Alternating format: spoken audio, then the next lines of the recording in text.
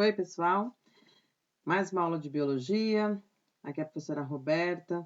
E hoje o tema mamíferos, né? E com essa aula a gente encerra o estudo dos cordados, né? O último grupo aí na evolução, né?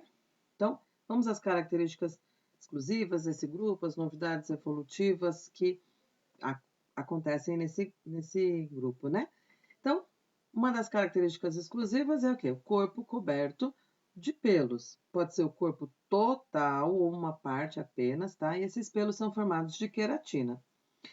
A superfície do corpo, ela agora apresenta glândulas, tá bom? Muitas glândulas espalhadas pelo corpo. Então, tem as glândulas mamárias, que justificam aí o nome desse grupo, né? Mamíferos. Mas ele também tem glândulas sudoríparas e glândulas sebáceas. Isso tem que evidenciar bastante, porque no grupo anterior, que era um das aves, não tinham glândulas, né? Só uma glândulinha. Agora são várias, tá? Característica exclusiva de mamíferos, diafragma, tá? É um músculo que vai dividir a cavidade torácica da cavidade abdominal e a movimentação desse músculo auxilia a respiração, ok? Característica exclusiva agora. Os mamíferos têm uma dentição bem diferenciada, e esses dentes são adaptados à alimentação, então tem dentes incisivos, caninos, pré-molares, né? Cada um muito bem adaptado ao tipo de alimentação que ele tem, né?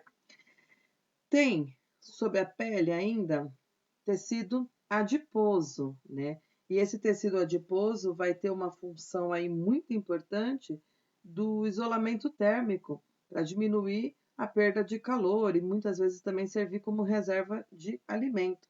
Você vai lembrar agora dos animais mamíferos que vivem em ambientes de frio extremo.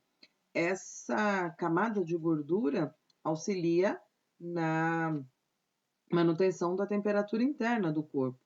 Agora, como reserva de alimento, nós temos, por exemplo, os animais que hibernam, né? Nós temos muitos mamíferos aí que passam por esse processo de hibernação. Então, essa gordura, essa reserva de gordura que está no corpo, vai servir aí nesse período para servir de energia e fornecer tudo que o organismo precisa, ok? Revestimento. Já falei, né? Ele tem pelos, certo? Então, essa pele com queratina tem pelos. Abaixo, né, tem o tecido adiposo, com as funções que eu já falei.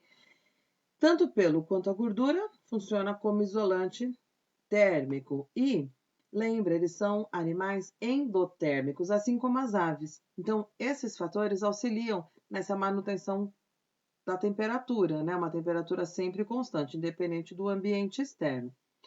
As glândulas sebáceas, elas vão produzir uma gordura que vai lubrificar os pelos e a pele. Então, vai dar uma impermeabilizada nessa pele.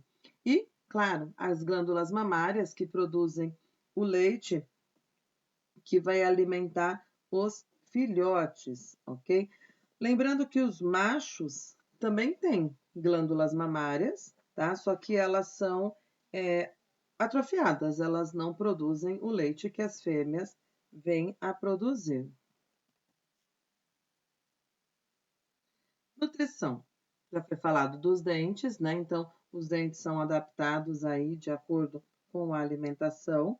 Eles vão ter, por exemplo, os incisivos, que são num formato especializado aí para furar e para rasgar. Tem os dentes pré-molares e molares, que é para triturar. Então, nós temos, por exemplo, animais herbívoros, né? Então, boi, as girafas, predominantemente eles vão ter molares, certo? Porque é para utilizar para triturar folhas. Agora, por exemplo, castor, né, que vai cortar ramos de árvores, que eles vão fazer, né, as barragens. Eles têm os incisivos bem desenvolvidos. Agora, tem aqueles animais que a gente fala que eles são onívoros, né, que eles comem tanto vegetais quanto animais. Então, ele vai ter uma dentição variada, né, vai ter a presença desses dois tipos aí, três tipos de dentes, porque é variada a alimentação. Como sistema digestório, tá? Ele tem boca, ele tem ânus, está presente o fígado, o pâncreas, tem glândulas salivares, menos os mamíferos aquáticos, né? o tubo digestório completo termina em ânus, menos em 2 indivíduos aí classificados como mamíferos, que é o ornitorrinco e a equidna, que mais para frente eu mostro para vocês. Esses únicos, tá? Eles têm cloaca, então igual às aves, igual a outros animais que a gente já estudou, certo? Agora, tem algumas adaptações, né? Que nem os dentes são adaptados à alimentação que esses animais têm. E o sistema digestório, de uma maneira geral, também. Então, aqui, por exemplo, o que mais cai em vestibular aí para vocês é o estômago dos ruminantes. Então, como exemplo de ruminantes, a gente tem aí o boi, certo? Mas carneiro, cabra, girafa, camelo, que você olha assim, que está sempre mastigando, mastigando, a gente chama de ruminantes. E ele tem um sistema digestório bem diferente aí dos outros mamíferos, tá? É dividido em pança, também chamado de rumen, tá? Depois tem uma outra estrutura aí chamada barrete. Depois tem o coagulador ou abomaço. E para que tanta divisão, né? Essa divisão em compartimentos, ela vai permitir um melhor aproveitamento da celulose, já que esses animais se alimentam exclusivamente de vegetais, né? Agora, uma questão. Os mamíferos não têm a enzima capaz de digerir celulose. Esses ruminantes também são animais que não possuem a capacidade de produzir essas enzimas digestivas. Então, vai ser necessária a participação de bactérias, tá? Para fazer essa digestão por eles. Então, como que vai seguir? Olha, primeiro, o alimento vai ser engolido, certo? E vai ser enviado para a primeira parte que a gente chama de pança ou rumen. E ali, nessa pança, a celulose vai ser digerida por essas bactérias. Aí o alimento vai para o barrete. No barrete tem glândulas salivares, parecidas com as que tem na nossa boca, mais bactérias estão lá também, e vão continuar a digestão da celulose. Aí o alimento vai se misturar a essa saliva, e esse alimento é regurgitado em pequenas porções. E eles vão voltar para a boca, tá? E aí eles vão mastigar tudo novamente.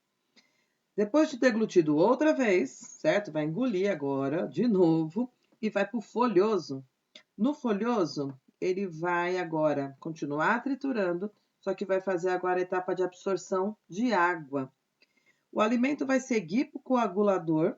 No coagulador, vai haver a produção de ácido clorídrico e pepsina, tá? Duas substâncias aí, ácido clorídrico e pepsina. E vai finalmente digerir proteínas e bactérias que chegam nele. A digestão vai ser finalizada no intestino, ok? E os nutrientes serão absorvidos nessa estrutura, que é o intestino, certo? Para que essa digestão seja eficiente, o intestino dos herbívoros é muito maior que o do ser humano, tá? Pode chegar aí, no caso, a 40 metros de comprimento, ok? E aí a gente acredita que essa enorme, né, extensão aí é por conta da dificuldade que tem da digestão da celulose. Embora tenham as bactérias, é um processo bem trabalhoso para esses animais, ok? Respiração e circulação. Então, a respiração é exclusivamente pulmonar, tá? Já vimos isso em aves e essa característica permanece. Pele não tem função nenhuma respiratória, ok? Ela é impermeável e, ao contrário, né, ela protege contra a desidratação. Aí você pode estar se perguntando com relação aos mamíferos aquáticos, né? Então, eles também respiram por pulmões. E aí eles precisam vir à superfície, depois nadar novamente, tá? Eles também respiram por pulmões. O pulmão vai ser dividido em estruturas que a gente conhece como alvéolos pulmonares, e aí é lá que ocorrem as trocas gasosas, né, com o sangue. E a ventilação pulmonar vai ser realizada com auxílio dos músculos das costelas, tá? A gente chama de músculos intercostais, e do diafragma. Lembra que agora esse é o grupo que tem diafragma, os outros não. Então, quando esses músculos contraem, relaxam, aumentando e diminuindo o volume do tórax, o ar entra, o ar sai de uma maneira muito eficiente, tá? Com relação à circulação também, a gente já estudou isso em aves, então não tem muita coisa, não tem nada a acrescentar, na verdade, né? O coração dos mamíferos também possui 4 cavidades, 2 átrios e 2 ventrículos, e o lado esquerdo do coração não se comunica com o lado direito. Então, passa sangue venoso de um lado, passa sangue arterial do outro, e isso vai garantir oxigênio na medida certa para o organismo, ok? E a circulação a gente fala que é dupla e é completa. E aí, só lembrando, eles são endotérmicos. Isso daí, do coração ter 4 cavidades, não haver mistura de sangue arterial com venoso, é um dos motivos que permite esse animal ser endotérmico, que ele não vai precisar gastar energia com esse tipo de processo. Já está tudo separadinho, já está tudo muito bem organizado, vai oxigênio para um lado, gás carbônico para o outro. O organismo vai agora se preocupar em gastar energia nos outros processos. Então, a endotermia muito presente aí. Excreção e coordenação. Então, o sistema urinário é formado por 2 rins, 2 ureteres, que vai levar a urina até uma bexiga urinária, tá? E vai eliminar do corpo por uma estrutura chamada uretra. Essa uretra vai se abrir para o lado exterior do corpo. E os mamíferos excretam ureia, tá? Lembra na escala de toxicidade que a ureia é a do meio, né? A amônia, a mais tóxica, então precisa de muita água para diluir. Ácido úrico, o menos tóxico. Então, para animais que têm problema com economia de água, né? Ele vai eliminar ácido úrico porque ele não precisa dissolver com tanta água. Agora, animais que têm uma bexiga urinária, então, está mostrando que ele tem uma quantidade de água legal disponível. Pode armazenar a ureia porque ela não é tão tóxica assim. Então, beleza, todos os mamíferos eliminam ureia. Quanto ao sistema nervoso, olha, excelente, né? Tem encéfalo, tem medula espinhal, tem os nervos, 12 pares de nervos cranianos. Os mamíferos são aqueles que têm o maior cérebro dentre todos os vertebrados. Tem uma camada que a gente vai estudar com calma lá em sistema nervoso, em volta assim do cérebro que a gente chama de córtex, muito bem desenvolvida. E aí são os animais inteligentes, né? Animais que têm uma memória, que conseguem aprender. Nós, falo nós porque nós somos mamíferos também, né? A audição vai ter orelha interna, orelha média, externa, vai ter uma percepção excelente de sons, visão, tá? O olfato, tudo muito bem desenvolvido, além de todos os receptores sensoriais espalhados pela pele. Então, a evolução, aqui nós temos muita novidade evolutiva que facilitou, né, que permite a vida desse animal na terra, na água, né, em diversos ambientes agora, né? Reprodução. Reprodução, fecundação sempre interna, então os machos têm um órgão copulador, que é o pênis, ok? Tem uma bolsa escrotal, onde abriga esse testículo. Agora, em algumas espécies, essa bolsa escrotal é permanente, período todo da vida. Em outros, só na época da reprodução, tá? O desenvolvimento é direto, então, de novo, não temos o desenvolvimento de larvas, né? Direto, já nasce aí uma miniatura do adulto. Quase todos os mamíferos são vivíparos. Você vai lembrar desses dois aí, ó, o ornitorrinco. O ornitorrinco é famoso, né? E tem a equidna. Esses dois mamíferos, eles são ovíparos, tá? Sem ser esses, ok? Então, todos os outros mamíferos que são vivíparos. O filhote, ele se desenvolve dentro do corpo da mãe, retirando aí os nutrientes, o oxigênio, né? Os vitaminas, as coisas que ele precisa que são provenientes da alimentação, passa da mãe para o filhote, tudo pela placenta, certo?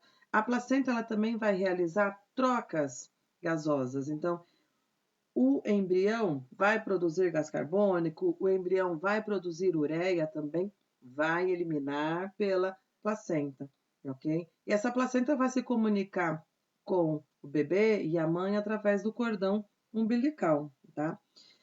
Os mamíferos, eles formam o grupo aí que tem o maior cuidado com a prole, né? Então, com os filhotes, principalmente por quê? Porque todo esse cuidado com o filhote já começa desde o fato que a mãe abriga ele, né, dentro do útero, então já é uma proteção extra com relação aos outros animais. E quando ele nasce, esse filhote ainda vai ser cuidado por um tempo, recebendo o leite, né? Ele vai ser amamentado e a mãe cuida por muito tempo de determinados animais, né? Aqui você vai ter uma representação do útero e, assim como o ovo, o, o desenvolvimento do embrião também vai ser facilitado aí pelos 4 anexos embrionários, tá? Então, tem o âmnio, nós vamos ter todos aqueles 4 anexos embrionários. Agora, não tem mais a casca do ovo, mas tem o útero, né? Protegendo esse bebê mais ainda, ok? E a classificação, que a gente já viu que tem mamíferos que são ovíparos, né? E a maioria não é. Então, nós dividimos os mamíferos em 3 grupos. Nós vamos ter os monotremados, né? Ou prototérios, ou monotrematas. Nós vamos ter os marsupiais, esses daí vocês também conhecem, né? E os eutérios, tá? Vamos a eles agora, ó.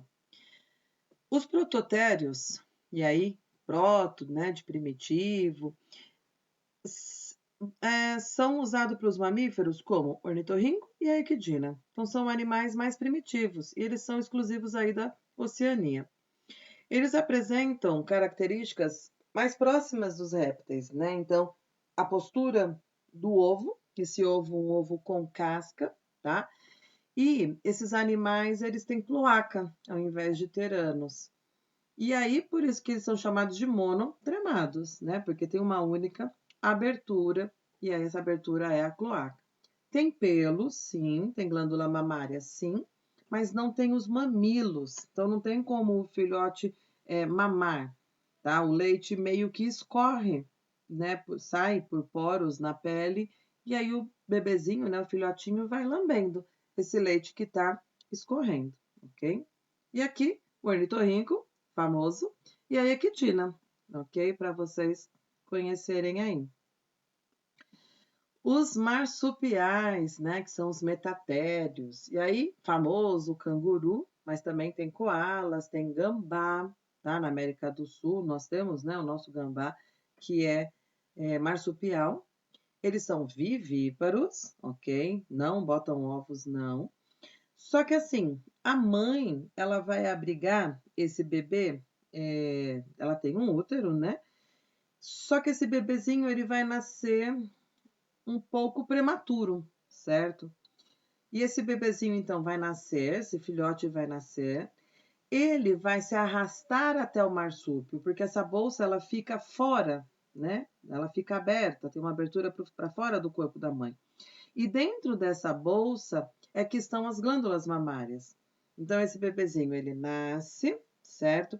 Ele vai subir, ele vai escalar todo o ventre da mãe até chegar nessa bolsa. Ele entra, lá ele encontra as glândulas mamárias e fica ali até completar o seu desenvolvimento, tá? E aqui, exemplos, né? O canguru, que vocês conhecem, o coala e o gambá. Esse gambá é o gambá brasileiro, né? Nós encontramos bastante ele por aí. E finalmente os eutérias. Eu é de verdadeiro, tá? Eutérium de animal. Então, a maioria dos mamíferos, né? Porque a gente viu os exclusivos. Então, agora todos os outros são eutérios.